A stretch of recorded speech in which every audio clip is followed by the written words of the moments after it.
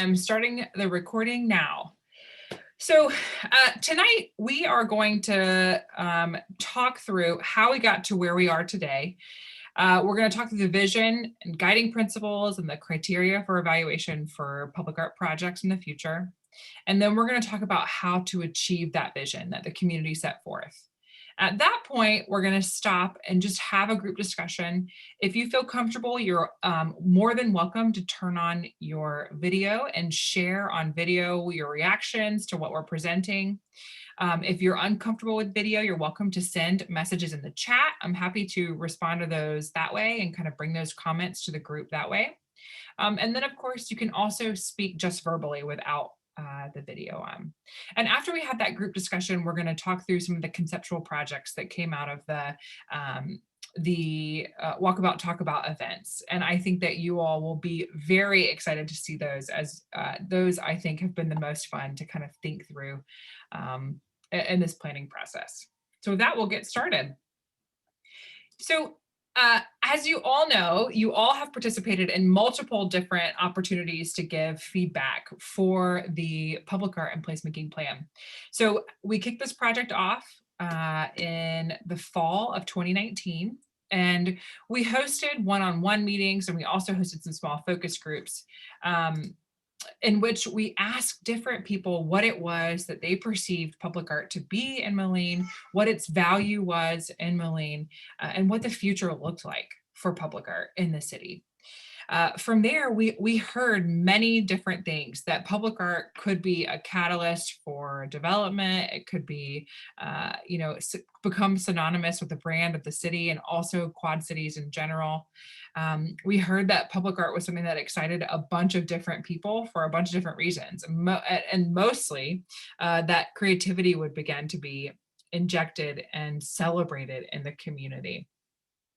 From there, we hosted what we called Walkabout Talkabouts, and what was intended to be an in-person walk through downtown. We had to transition and it became a virtual walk through downtown. We selected 7 sites, and on those 7 sites, we asked the community, what kind of ideas they had for that site specifically, and what kind of things they wanted to accomplish at that site. Were there themes that they wanted to see, celebrated in those locations? And then our team, along with our steering committee and also Alex and Wendy, kind of sifted through all of that feedback and began to really think about what those projects might look like. And we'll get to those later on in the presentation.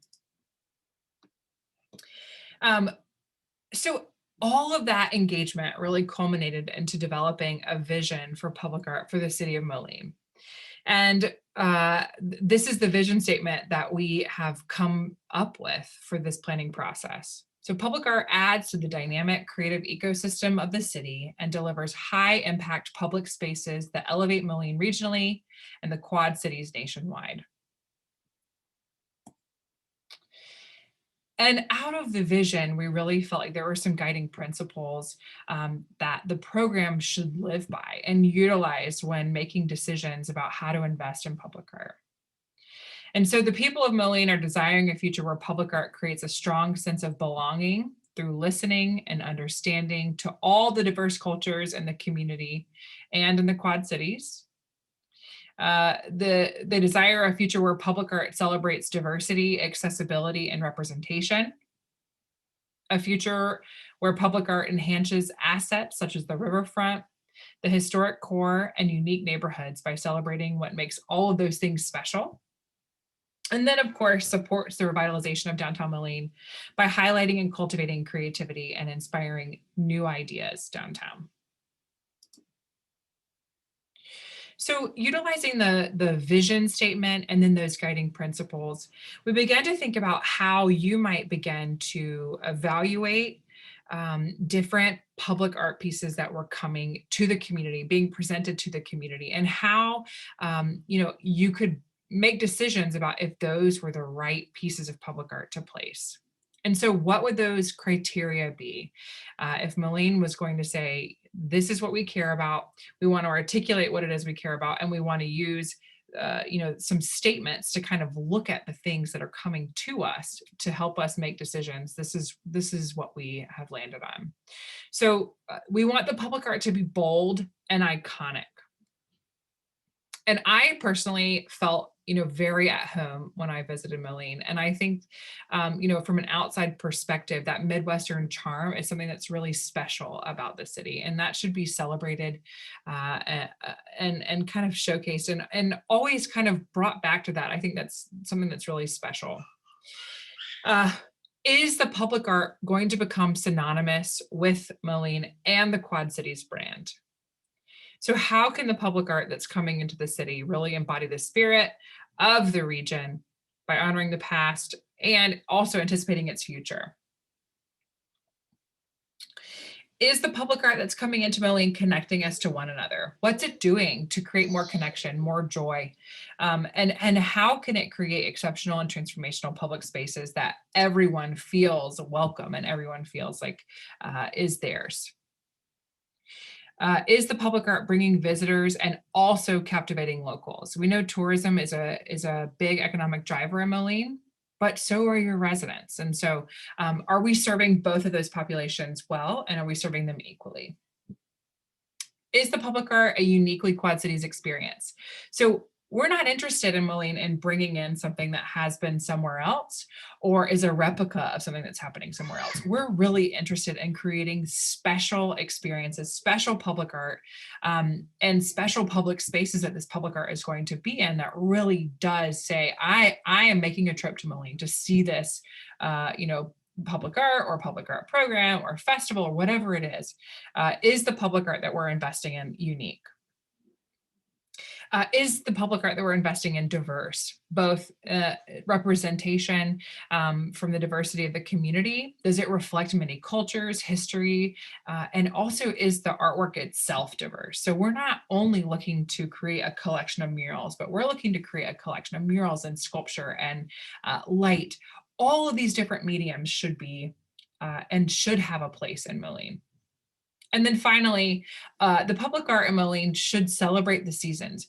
You guys have a wonderful 4-season climate that we should totally embrace. Some communities are very much, we're a spring, summer, fall kind of community, and we shut down in the winter. And some communities even pull down their public art to respond to that seasonality. But it's important here that Moline has snow, it has winter. And so it's going to be important to consider how public art fits into the equation of the seasons as well. So is it going to withstand all of the things that come with 4 seasons in a community? And then finally, as part of this major vision, and in order to accomplish really creating high quality, amazing public spaces, how are we going to do that? So we're going to do that through creating some cultural corridors. So we've determined that there are 4 cultural corridors. And as you can see, they kind of bound downtown, but we have a few kind of arms that are going out on the sides. And that's really intentional. Our first cultural corridor is on 19th Street from 7th Avenue to the riverfront. Okay. And as we know, we've got a new streetscape or bike path going in on this corridor, and that's happening very soon. We also have the new bridge alignment and the new, exit and on ramps there too. Someone just joined. And if all of you could just mute your microphones while I'm presenting, I promise there'll be time for you all to talk in a little bit. The second location is River Drive from 12th to 34th Street. And as we know, we've got, the university here, and we are very interested in capturing, them as a cultural destination, but also the riverfront. We know many people are spending a lot of time on our trails and in the park, and eventually there's going to be this really wonderful park there. The next is 6th Avenue from 6th Street to 23rd Street.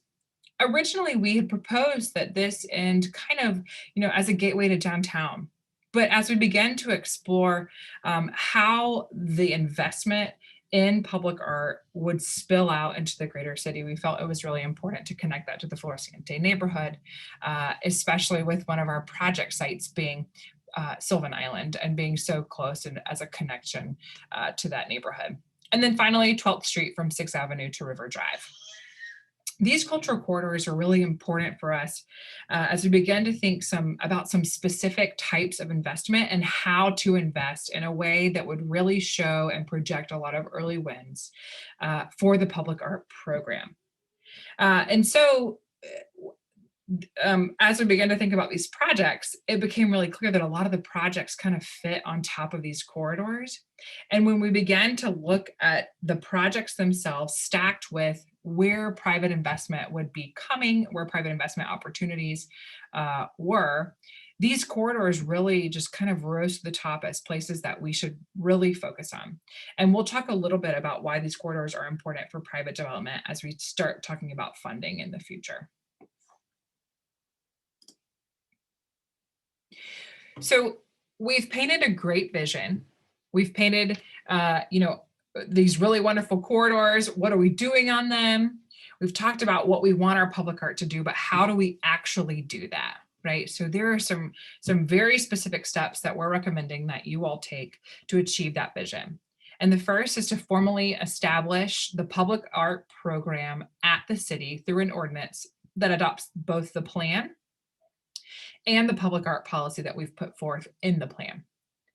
And the policies that are in the document include the seating of the commission and what their role is, both in how they advise city council on, making decisions about commissioning for pieces of public art, and how new pieces of public art that aren't commissioned by the city might be approved from a city body if it's on city-owned property or in the city right-of-way. Other policies are collection management, which really establishes, what that process is for getting public art from a concept to on the ground, and then what happens after it's on the ground, and it's the responsibility of the city. How's it maintained? And then finally, we have a donation policy that really helps the city say, here is how we are willing to accept a piece of public art into our collection. It protects the city from receiving, someone's grandmother's yard sculpture that may be beautiful and very special to a family member, but the city shouldn't be taking on that type of liability and that type of maintenance as part of their collection. And so the donation policy really outlines how someone might go about donating a piece of public art to the city and gives the city some legs to stand on when they're saying, we don't really think that this piece of public art, this sculpture really fits with our goals and what we're trying to do. The second strategy is to adopt funding mechanisms to provide dedicated and sustainable funding to the public art program. So as you know, in Moline, you guys take really, really intentional approaches to funding programs and projects that you care a lot about. And this is no different. So we really decided to take a multi-pronged approach to funding this program. And that below, the items listed below kind of outline how we're going to do that. The first is an annual budget allocation. We want to make sure that this plan and this program isn't something that just sits on a shelf and is like, we did that and that was great and it's a beautiful document, but we haven't done anything about it. But in order to do something about the plan, in order to implement it, we must fund the program. And the way to do that is all these different ways. So we're recommending an annual budget allocation. We're recommending a % for art and city capital improvement projects within the downtown boundaries. We are recommending a % for art and private development on those cultural corridors that we talked about earlier. So if you are coming in with a private development along those corridors, then the city would request that you include public art on your private property. And if the developer who is, pursuing that development doesn't want to put public art on their property, then they would be able to contribute to a fund that the city could then spend downtown on public art. And the contribution to the fund would actually be less less of the requirement than if they were to keep it on their property. The next is the expansion and the use of the facade improvement dollars to expand the usage for murals. And then finally, of course, we can't have a public art program without pursuing grants. There are lots of really wonderful grant opportunities out there to pursue. And now that you have this plan that you will be adopting, some of those grant makers are going to say, okay, I see that the city of Moline cares about public art. They care about, really excellent public art and making sure that their program is both transparent and diverse and really works well and works to achieve the other best practices that are set forth on the national scale. So this is a really great opportunity to put forward to grants. And then finally, strategy 3 is once investment in public art along the cultural corridors has shown success, expanding the program outside of downtown to Greater Moline. So now we're going to pause just for a moment, or however long any of you would like to speak, but I'm going to stop my screen sharing so we can have a discussion on any of those items that you may have seen that you may have comments on. And I would like to remind you, you are welcome to put your comments in the chat. We would love for you to come on video or audio, but we understand that if you're not very comfortable on video, you're welcome to put it there in the chat, and we'll be monitoring that as well.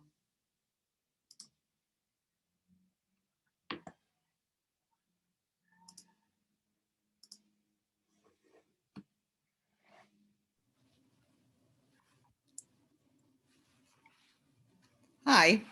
Hi, Vicki. Hi, I'm Vicki Graves, and sorry, I'm trying to get out of the sun here. One comment that I'd like to make about the public art just generally is, I think it's fabulous to have a plan. I think we've got a lot of really unique opportunities and unique neighborhoods. One thing I'd like to really kind of highlight is the importance of maintaining the art, and I'm thinking about the sculptures down by the fountain down by Stony Creek, and the fact that they had the fishing poles, and the fishing poles didn't last very long. So I guess my main comment is just making sure that anything that we install has a maintenance plan associated with it. Thank you so much for bringing that up, Vicki.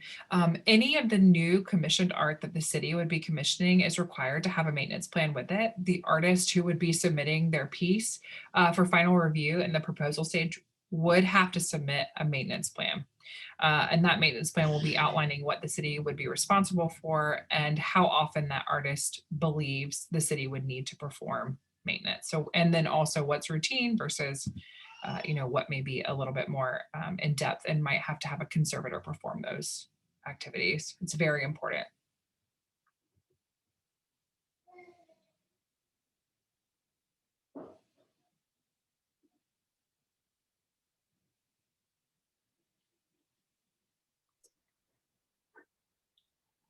So this is Alex, and I just wanted to mention that as we go forward to our, our ultimate goal will be to have the city council adopt the plan. And so as we proceed into the month of March, we have a series of meetings, including our project management team. The Renew Board of Directors actually is going to have a look at this. They're interested in the same way all of you are. We then have the Plan Commission on March 24th, and ultimately the City Council scheduled right now for March 30th. So as we go forward toward that, one of the things that a few of the things that we've started to get input on are things like, should it be a commission that kind of oversees all of these things? Who should, how many people should be on the commission? Is it like a plan commission and that sort of thing? So we're looking for input there. And then also particularly related to some of the funding options that Amanda talked about, obviously that's going to get a lot of scrutiny. And so if you all have thoughts on any of those things, we would love to hear them, and we would anticipate that this will be the information that we gather here today is part of a robust discussion that will be happening in these public venues. So I just wanted to add that for everyone's consideration. Hey, Alex and Amanda, it's Paul from the Moline Foundation. Of the 4 corridors, is there one or two that take priority? There are not.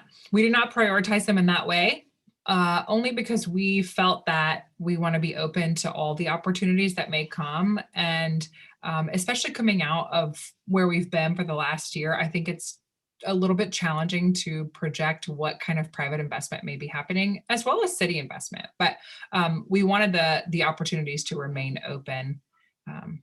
But you'll see here in just a second the projects that we have, and you'll be able to understand a little bit how those projects kind of play out on some of those corridors. All right, thank you. And I think the importance of naming the corridors is, at least in part, that if you have a private development on one of those corridors, those are the projects that, you know, by ordinance would be expected to contribute to a public art plan. And so hopefully that when you were walking down the street on one of those corridors, you know, it would look and feel different. It would look and feel like, you know, we had made an investment as a community in making this space beautiful and interesting. And I think that's kind of the goal of really targeting those corridors. That makes sense. Thank you. And also you have a lot of really wonderful cultural assets already.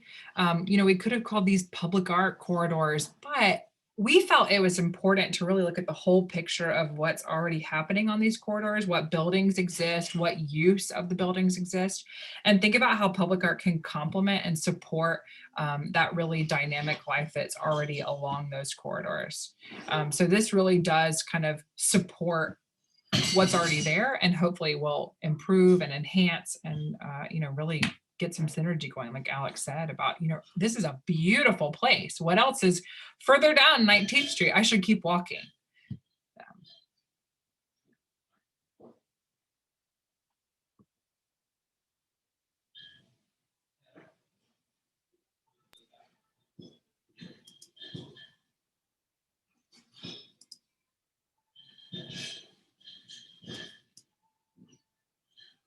Well, we can circle back to these items after we review the projects, because you may have some more comments after we continue to view these projects. But the discussion doesn't have to be over on this. We can continue this, you know, at the end of this conversation. So I'm going to start sharing again. Great. So carrying on with how we're going to achieve the vision of having really beautiful, wonderful public spaces through an investment in public art. We've developed 7 conceptual projects. And before we begin discussing what each project is, I want to be sure that everyone understands that these are just conceptual in nature. It's very important that the artist, whoever is hired to bring these visions of the community to life, be the one who has license to determine what that looks like. So the images that we're showing you are concept images only, benchmark images to really show people what's possible in spaces like what we're talking about today. So the artist themselves would be the one who would say, okay, I've heard what the community said in this location. I love the benchmark images, but I'm going to enhance it in my own way with my own style and using my own thought process, which of course would then have some more community input associated with it. But these projects are conceptual, and we do hope that they are implemented in some capacity as it relates to what we're presenting today. So project 1 is called Leading Light. Our first site for our Walkabout Talk About was the Q Parkway. And as you know, it's located at the corner of 12th and 4th, and it is the new location for a passenger rail station. It's a 65,000 square foot site, has a hotel, parking garage, and a transit center, which will be providing future passenger rail service from Chicago to Moline. So our team decided that the opportunities in that area include the grassy area leading to the transit station and also the plaza. The community felt that this artwork should be bold, colorful, and fun, unique, and unlike anything else in the region, and that it presents concepts that are new and different.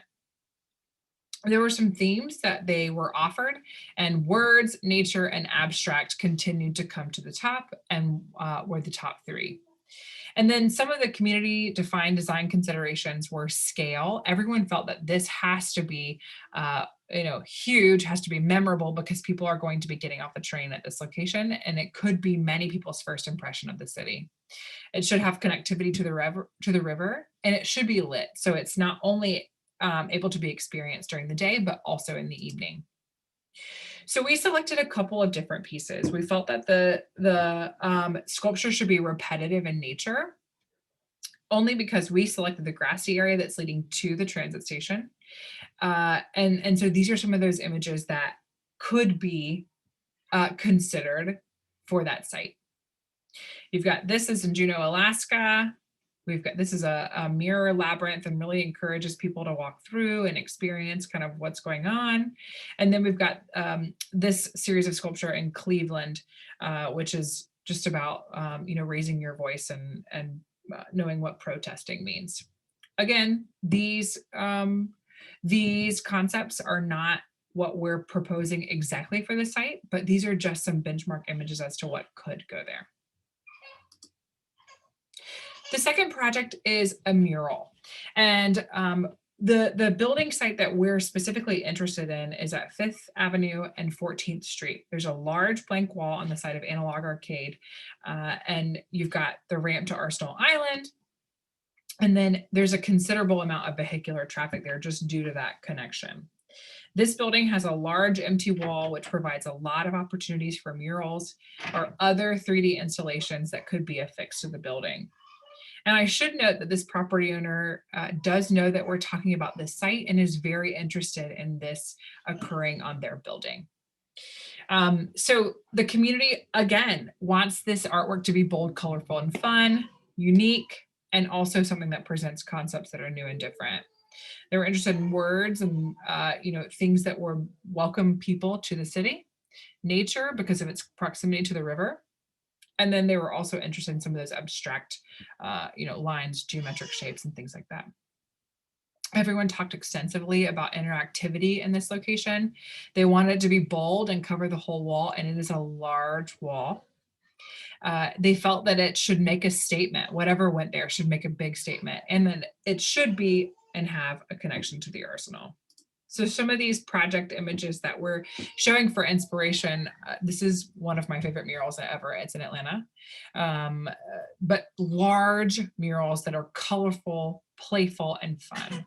The community also talked extensively about how they wanted this to become an Instagrammable moment, where people wanted to be able to come and stand in front of this wall and have their photo taken. So that's something that should be considered at the site when an artist is selected.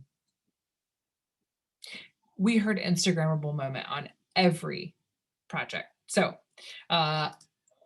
please know that's kind of a theme that goes throughout. The next project is 15 Lights, and this is at the 15th Street overpass. It's a major pedestrian area for travelers who are going to the pavilion or the taxpayer center because of the garage's location. On a vehicular scale, the ramp is also nearby. So this is highly visible as a pedestrian and also in your car. Again, the community is saying how important it is for this artwork to be bold, colorful, and fun, unique, and also presenting new concepts. Words, music, and abstract colors and lines were important. But the community had a lot more to say about this location than others, primarily focused on safety and making sure that people felt safe walking there, because it is infrastructure. It is, could be perceived as unsafe because of its, it's dark there, especially in the evening. They want to make sure that it's photo worthy, Instagrammable again, and that this public art investment would understand that there is a lot of noise there due to the vehicular traffic, and they wanted it to be interactive. There's also quite a bit of conversation about the 19th Street investment and how this could tie into that. So some of the images that we selected for this location focus on light and how we can really draw people, through something and feel like it's a tunnel. This is the bottom image is in Birmingham, and it was this artist installed this piece because there were a downtown and then a neighborhood, and then they were very disconnected. People were driving from the neighborhood to downtown. The city said, we have a parking issue and we need to fix it. And how can we encourage people from this neighborhood to drive? And the solution, which was a much cheaper solution than building a parking garage, was to install public art to encourage people to go through. And because it was safe, because it was lit and safe and people were there taking their photos pretty constantly, the city felt like they accomplished their goal.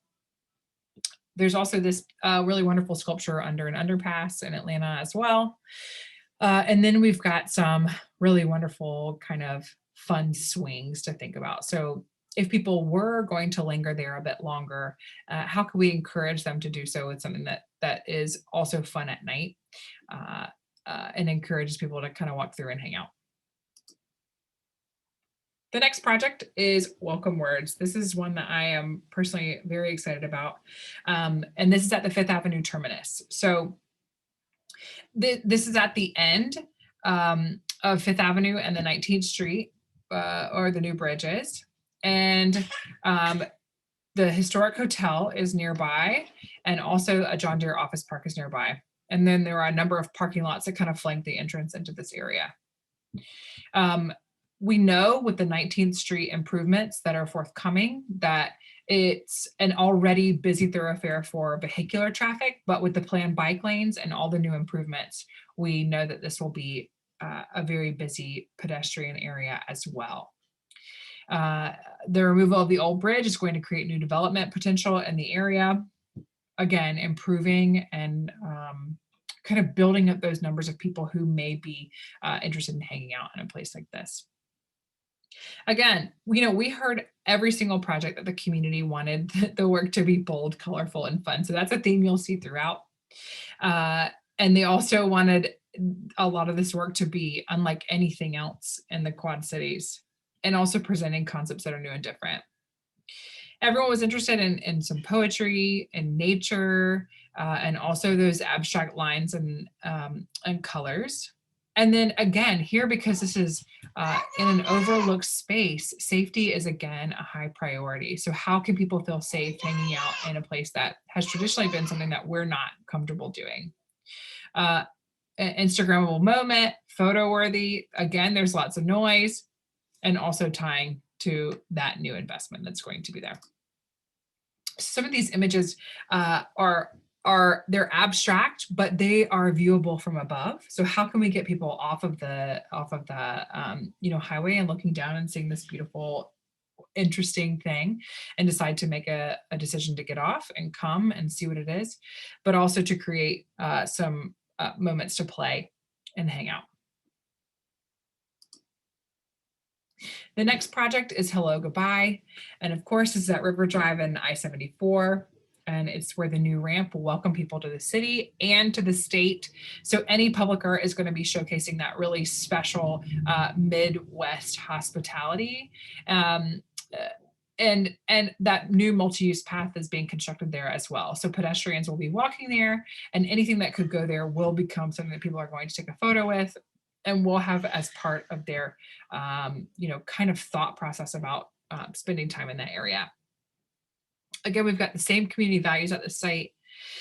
We've also got, again, the same desired subjects and themes, but some of these design considerations are a bit different in that this is about welcoming visitors, and this should be a major consideration. Scale has to be on the forefront of this investment. We had many people say they wanted to be able to see this from across the river. I'm like, I'm not an expert on view shed, but in order to see that, I mean, that's going to have to be a major piece. The Spiegel building, which just had that really wonderful mural installed, is close by. The river should be explored as a subject for the piece. And this, again, is the first impression both of the city and of the state. So some of these benchmark images are large pieces again. We've got the Keeper of the Plains here. We've got a Donald Lipsky piece, which is really wonderful. And then we have this Christian Muller piece, which is in Nashville and sits in the center of a roundabout. But all three of these pieces are very large in scale and can be seen from quite a distance. project 6, we're calling Shapes and Colors. And this is actually kind of laid on top of all the 19th Street improvements that you all are investing in. So this in particular begins at 7th Avenue on 19th Street, because it's the site of the new on-ramp and new off-ramp.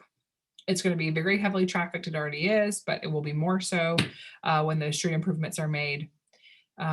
We do know, because of how wide both streets are, that this is it's a challenging location for pedestrians, as there are several lanes to cross. And that nearby there's a small parklet and a bike path that's going to be connecting the Mississippi River to the Rock River. Again, we're seeing that this artwork is bold, colorful, and fun, unlike anything in the Quad Cities, and presents concepts that are new and different. For the first time, this is a project where city streets, so something a little bit more urban, kind of came into the community's desired subjects that could be explored here. And then for the community defined design consideration, pedestrian safety, well-lit crossing opportunities, creative crosswalks, which is something that I think is just a really wonderful opportunity in this area. And then really focusing on the pedestrian and the pedestrian experience in this location. And so we pulled some images that people would feel comfortable and excited about kind of riding their bike through. We've got some sculpture in the center of a bike path to kind of be a benchmark image. And then of course we've got some, painted curb extensions that are very interesting. These are of course being used all over the country to kind of illustrate what curb extensions, bike paths, creative crosswalks can do for slowing down traffic and really calming that. And then finally, we have Project 7, which is Play at Sylvan Island. This project in particular, we did not present at the Walkabout Talkabout, but we heard it over and over that how cool would it be if there was something that was installed on Sylvan Island to encourage folks to get out and play and imagine and really become immersed in nature. And so Patrick Doherty makes these really wonderful sculptures. They're structures.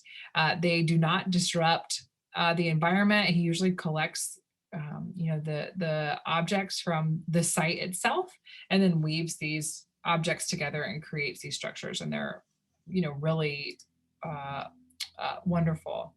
One of the other things that we thought would be really wonderful here would be creating a piece of public art that's immersed in the river. And so people could, enjoy being at the island or being in the park that opens to the island and looking over and seeing, how the water was responding to the piece of public art that was in the river. And with that, we are going to open the floor for discussion. Many of you did participate in those Walkabout Talkabouts, and I'm interested just to hear if you feel like, we really were able to listen to those comments and ideas, and, hopefully we nailed it. But I am interested in hearing your all's feedback on those projects.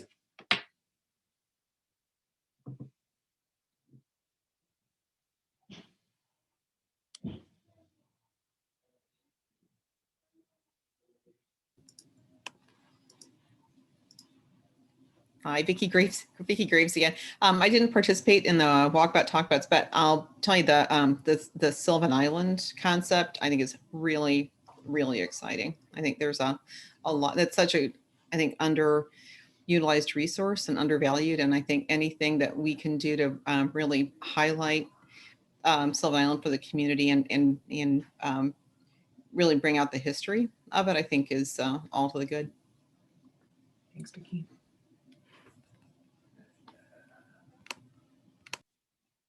Hi, this is Lucy with Congresswoman Bustos' office. I was going to emphasize the Sylvan Island aspect. I have a 2-year-old and we literally just went there a few days ago to walk around and the parking lot was jam-packed with people. And I just think that it would be so cool to utilize that and make it a destination location in the Quad Cities for people to come and play, where they don't have to drive 45 minutes out to get to a state park where there's really cool activities, just something right here that's so easy to access. I think that it would really put us on the map. It's great.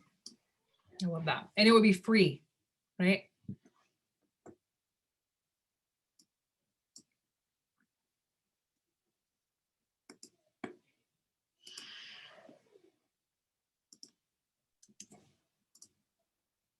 I think I just also would like to know from the group if any of the images, you know, spurred any other ideas or just anything else at all that you'd like to bring up.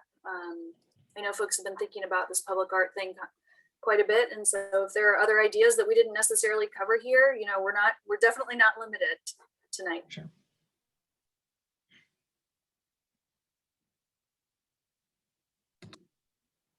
I'll chime in again. I love how interactive they are. I think, Amanda, when you and I had met and spoken, I had mentioned specifically that I think that public art needs to be interactive, and something that here in the Quad Cities, it's a family location, and we want families, young families, to be here. So if we have places for people to take their kids from very young, like mine, to all the way up to being teenagers, I think that just, it makes our city so much better. So I love the idea of them being as interactive as possible. I love the idea of them being Instagram worthy. I know that that is such a huge focus now, things being on social media. It's something we think about a lot at my job currently. The mural on the side of Analog is an amazing idea. That's a great place for people to go. And I think putting a huge mural up there in a downtown focused area just really draws people in, and it makes sense with that sort of location. Totally. Baby girl.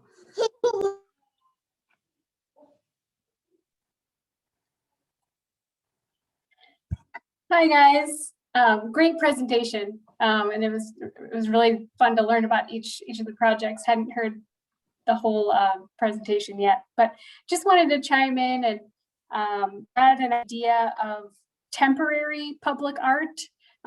When I was down in Mexico for Day of the Dead, there were so many installations that were obviously just temporary for the holiday. You know, some were built by business owners and families, but others were built by the city. Just giant structures or altars. You know, maybe we would do something more around like Christmas time, just like, you know, enormous temporary things that would come out year after year, or, you know, slightly change. Also, you know, on that same line of temporary or kind of living, I thought I really liked the idea of those wooden structures, or, you know, with the woven sticks. Also, I think just landscaping can be a public art of its own if it's done in certain ways, like a living wall, which may, I guess, have another use as well, just, you know, with climate change. And then also, you know, more living is just having music around in the downtown spaces or in these areas, whether it's a speaker outside of the train station playing music, or just maybe creating a zone for busking, like for musicians to play, or having like a schedule, maybe a pot of money to have it scheduled regularly or something. I don't know, just I love that. ideas. It's like building on those experiences, right? And making them, you know, appeal to all of the senses, not just your eyes and, you know, what you're seeing. I think that's so great.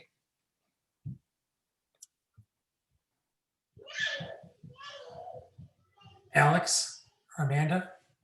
Yes, hi, Dan. Hi. In the policy, do you address the use of lighting buildings or laser light shows or lighting images? That's a great question, and I do not think we do, Amanda, do we? We do not. What are your We want concerns, to Dan? discourage that or encourage that?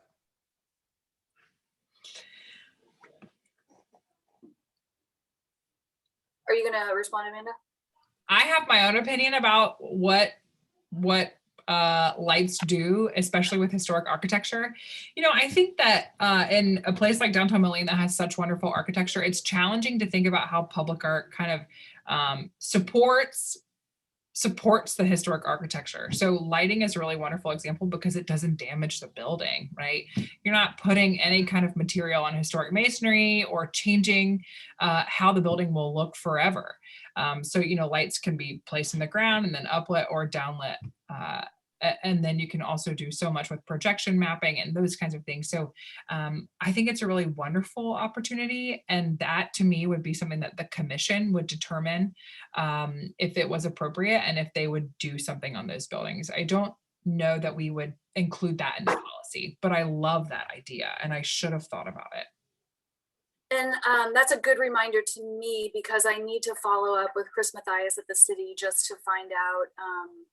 I believe that they had started a lighting policy of some kind, but I'm not exactly sure where that went. So I can follow up, but I think that's a great question and a great reminder. Thanks, Dan. I think Planning Commission had talked about lighting up buildings and how to encourage that. And again, it's a little bit in conflict with the historic downtown structures, but it could be very vital and vivid and done maybe on some of the new buildings. Might we add some things downtown, and even temporary, light display shows, seasonal shows might be of interest.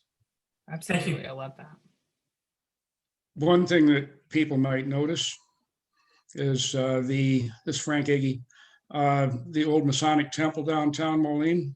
They've put a great lighting display on that, changes colors, things like that. It's very tasteful. And that was approved by the city and the Historic Society. So it works out well. Absolutely. Hi, Kathy Wine here on my husband's computer, so it says Tom. But I wanted to say I was really excited about these projects that you were suggesting, but I started to think about the river to river corridor and excited that that's one of the key places that you are concentrating on. And it made me think of a timeline that could be put in, embedded when the trail goes into the concrete, maybe starting with the natural part of the river that you're chronicling from the wetlands around the Rock River into some residential, then into some business, then some industry, and then of course to the river. And also if there are tree lined,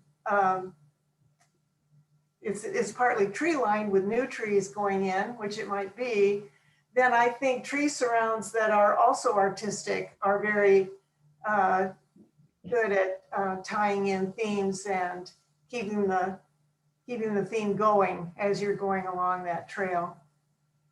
Absolutely. That's great. The public art on trails is such a wonderful and fun thing, and it really gets people continuing to walk and feeling like, oh, another mile isn't that far, which is a really great way to use public art.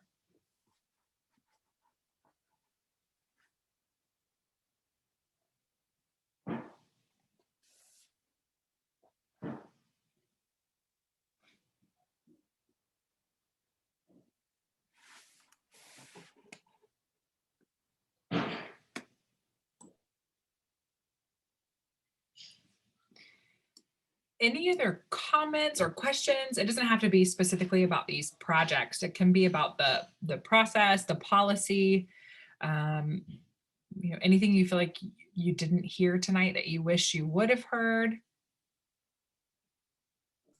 I have another question, Kathy here. Are you following any other cities' percent for art resolutions or policies? And if so, which cities are they? And what would you suggest the percent for art to be? It's a Great question, Kathy. We actually have kind of laid out a multi-pronged approach to funding the program, and a percent for art is part of that multi-pronged approach. So, you know, a percent for art program is something that is used nationally and has been for many, many years, started in the late 70s and is still being kind of carried forward today. Something that those communities have an advantage to that we don't now is that they've had 50 years to build their collection utilizing that policy, and so those elected officials feel that that's just a thing that they do, and why would they ever mess with it? And so when we're introducing percent for art policies in communities that aren't experiencing the same type of growth that maybe a community did in 1970 until now, we have to consider other options. And so what we've done here in this plan, we're recommending, I believe we're recommending a 1% for art within the confines of downtown, Alex, and within the confines of the downtown boundaries, we're also recommending that private development contribute 2% of their projects to public art. It's the other way around, Amanda. Oh, is it the other way around? We've changed it very recently. CIP projects are proposed at 2%, and then the private development is at 1%. There are caps to that, and I would encourage you, if you're interested in that particular topic, we can send you the description out of the document that talks about that, because, for example, when we're defining what a capital improvement project is, it's not just a street repaving. It's more significant. It's tied directly to what's above the ground. So anyway, I hope that's helpful. I think what I'd like, and then obviously as we go through this public process for approval, our elected and appointed officials, including the Plan Commission and others, will be, making a recommendation and offering their thoughts on this. I've seen percents for art change over time significantly.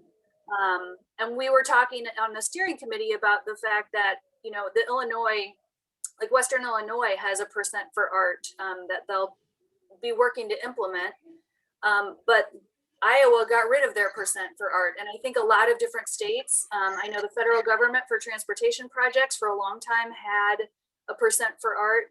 I don't know that that's true anymore, but I think there's been a lot of evolution and kind of opting in and opting out of that. And I think part of the other reason that we chose the multi-pronged approach was when those projects start to ebb and flow, you still want some kind of regular contribution from your municipality to go in to kind of keep things moving and keep people interested in investing downtown. So it's reciprocal as well. So I would offer that.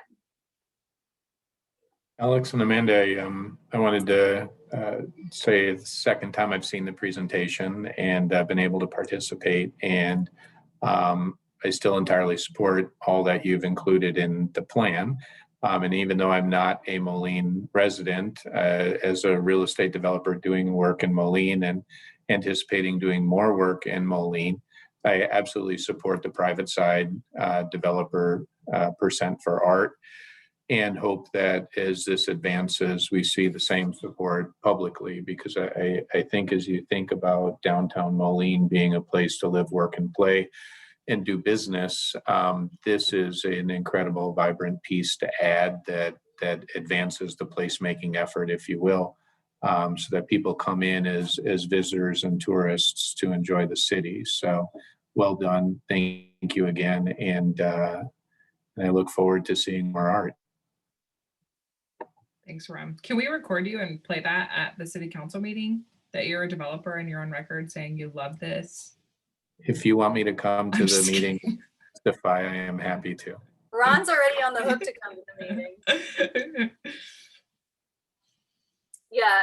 I'll do it in person.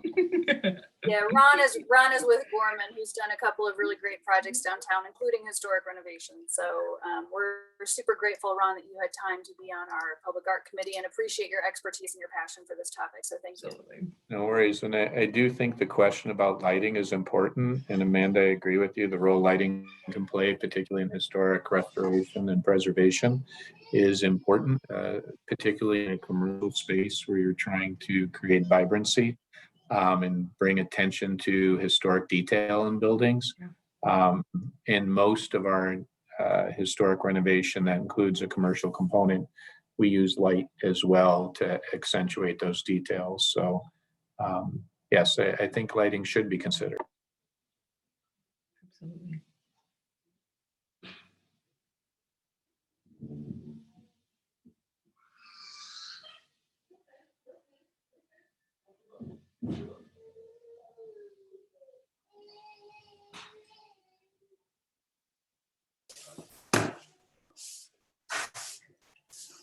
Almost done. Almost done.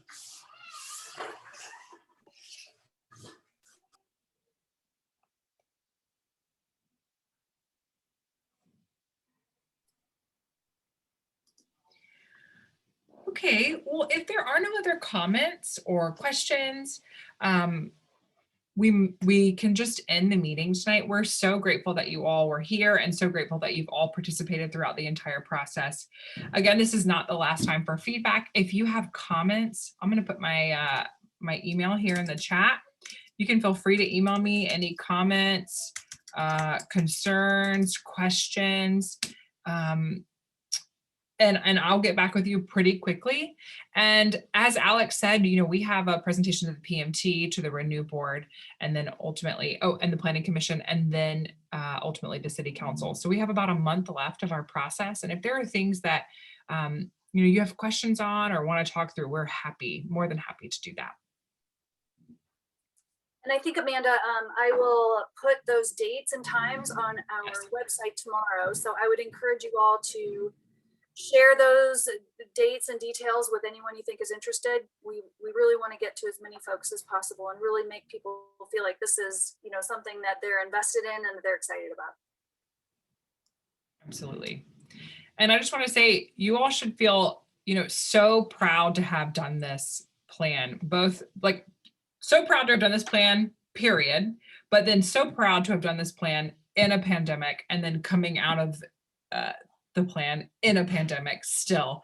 And we've had so much participation, so many community voices coming to the table, and you have a very passionate community who's very excited about this program getting kicked off. So, you know, we couldn't be more proud to have worked on a project like this. So. And I just want to add our gratitude and thanks and recognition of the Moline Foundation who funded this. We're super grateful for that, and you will see them acknowledged as well in our document. So we're thrilled about that. Absolutely. Well, with that, everyone, thank you so much for your time. My email's in the chat. For those of you who aren't looking at the chat, it's amanda@designinglocal.com. And I look forward to hearing from you. And I look forward to continuing to present this plan and celebrating you and all of your voices and all of the vision that you have for the public art program moving forward.